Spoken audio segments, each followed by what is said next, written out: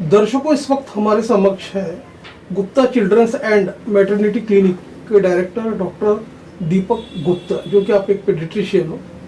Sir, हमारे channels में आपका स्वागत है। Thank you. सर, हम आपसे ये जानना चाहेंगे कि ये जो अभी जो सीजनल जो चल रहा है, इसमें एक वायरल इन्फेक्शंस, डायरिया और गैस्ट्रिस के प्रकोप काफ़ी बढ़ते जा रहे हैं। तो आप ये बताइए किस तरह के पेशेंट्स अपने क्लिनिक में आ रहे हैं, उस बारे में बताइए। अभी जो बरसात का मौसम है, बरसात के मौसम में जो पानी थोड़ा दूषित हो जाता है, पानी जो वाटर है वो कंटेमिनेट हो जाता है, इन्फेक्शन हो जाता है उसमें। तो वो बच्चे या घर के कोई मेंबर पानी पीते हैं, दूषित वाटर कॉन्टेक्ट से होता है तो डायरिया हो जाता है उनको, बच्चों को। डायरिया बच्चों को होता है, बड़ों को भी होता है, सबको होता है डायरिया। तो डायरिया का मेन कारण है बैक्टीरियल इन्फेक्शन, वायरल इन्फेक्शन है। और उसमें सिम्टम रहते हैं डायरिया में लूज मोशन, लैट्रिन पतली होना, दस्त बोलना, दस्त होना, पेट में दर्द होना, बुखार आना और डिहाइड्रेशन। डिहाइड्रेशन का मतलब होता है शरीर का पानी कम हो जाना, उसको तो डिहाइड्रेशन बोलते हैं। तो डिहाइड्रेशन को कंट्रोल करना बहुत जरूरी है। अगर अपन डिहाइड्रेशन कंट्रोल नहीं करते हैं तो फिर सलाइन लगाने की जरूरत पड़ती है पेशेंट को। इसलिए सलाइन लगाने की जरूरत ना पड़े, इसीलिए अपन ORS पाउडर, इलेक्ट्रॉल पाउडर देते हैं। ORS जो WHO रिकमेंडेड है, ORS पाउडर बच्चों को जितना ज़्यादा पिलाएंगे उतना अच्छा रहेगा। और साथ में हम लोग जिंक देते हैं, जिंक सोल्यूशन आता है, उसमें भी लैट्रिन का प्रमाण, जो लूज मोशन होता है उसका प्रमाण जल्दी कम होता है। और एंटीबायोटिक, अगर बच्चों को फीवर आता है, बुखार आता है तो एंटीबायोटिक देना पड़ता है अपने को, तो उससे डायरिया का इफेक्ट कम हो जाता है। और it takes about 2 to 3 days। लेकिन main problem is the dehydration, it should not be there. Dehydration होता है तो फिर बच्चे को एडमिट करना पड़ता है हॉस्पिटल में। इसलिए डिहाइड्रेशन नहीं होना चाहिए।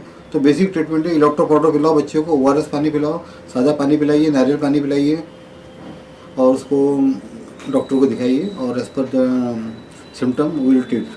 सर, अक्सर ये भी देखा गया कि जो छोटे बच्चे हैं ज़्यादा करके जंक फूड का ज़्यादा सेवन करते हैं। यस। और सेकंड थिंग ये भी है कि इन्होंने व्यायाम का भी अभाव रहता है, खान पान पे भी उनका ज़्यादा ध्यान रहते नहीं, तो उनको हेपेटाइटिस B और C के भी उनके प्रॉब्लम्स बढ़ते जा रहे हैं। तो आप ये बताइए, इसे रोकने के लिए किस तरह की लाइफस्टाइल होनी चाहिए? Junk food should be avoided, it is very dangerous to health.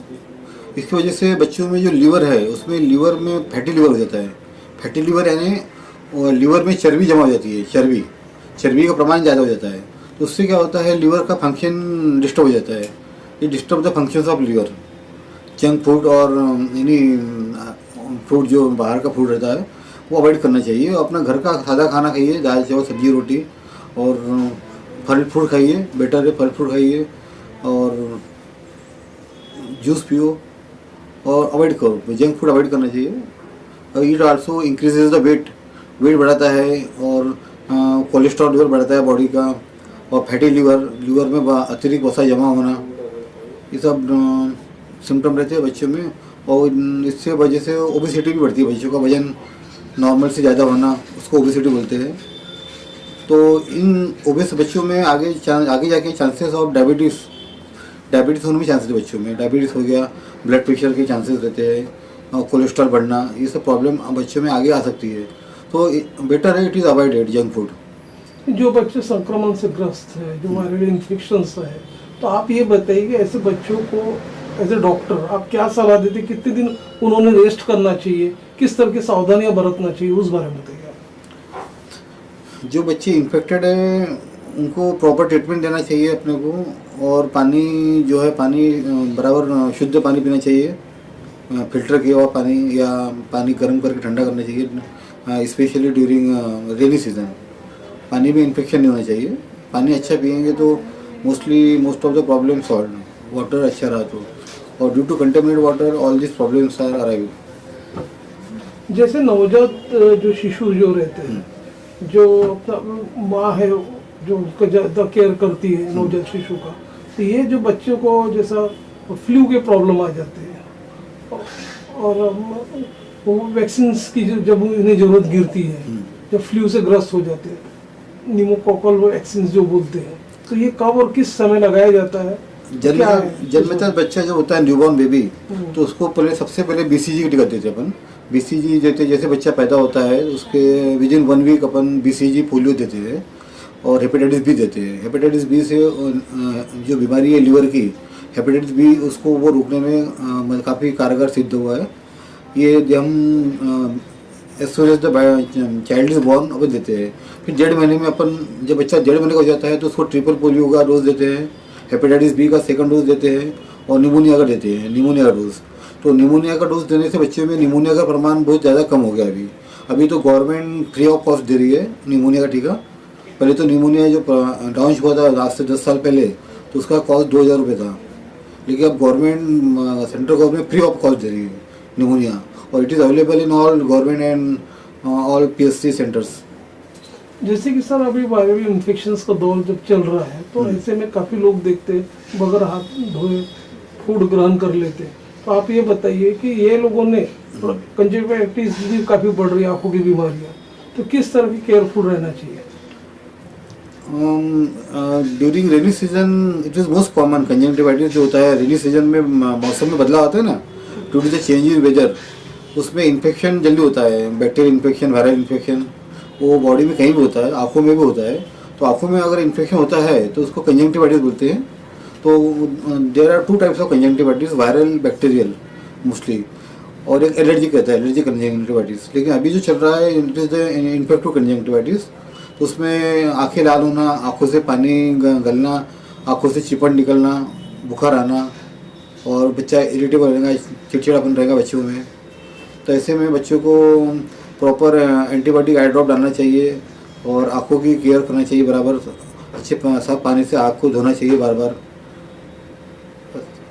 शहर और विदर्भ के दर्शक Gupta children's and maternity clinic के डॉक्टर दीपक गुप्ता को लाइव देख रहे हैं। इवन आपका फ़ोन नंबर और क्लिनिक का एड्रेसेस हमारे स्क्रीन पे रोल आउट हो रहा है, उसे देख के काफ़ी दर्शक आपको डायरेक्ट संपर्क कर सकते हैं, इवन क्लिनिक में भी अप्रोच हो सकते हैं। Yes. तो गुप्ता सर, चलते चलते हमारे दर्शकों को आप ये बताइए कि अभी जैसे कि रेनी जो सीज़न जो चल रहा है, इसमें किस तरह की लाइफस्टाइल एडॉप्ट करना चाहिए बच्चों ने, बड़ों ने, ताकि ये जो डिजीज़ है उसके घेरे में ना आए? अभी बरसात में मोस्टली फंगल इन्फेक्शन बहुत कॉमन है स्किन में। फंगस, फफूंदी बोलते हैं जो, वो फंगल इन्फेक्शन अपनी जांघों में होता है, बगल में होता है। अगर ज़्यादा देर अपन गीले कपड़े में रहते हैं, अपने अंडरवियर गारमेंट रहते हैं ना, वो अगर अपन चेंज नहीं करते गीले होने के बाद में, तो फंगल इन्फेक्शन होने के चांसेस रहते हैं। तो फंगस इन्फेक्शन में इचिंग होना, खुजली होना, ये सब सिम्टम रहते हैं। तो उसका बहुत ध्यान रखना चाहिए, तुरंत कपड़े चेंज करना चाहिए, गीले कपड़े ज़्यादा देर पहनना नहीं चाहिए, और प्रॉपर एंटी फंगल ट्रीटमेंट लेना चाहिए जो इन्फेक्शन है।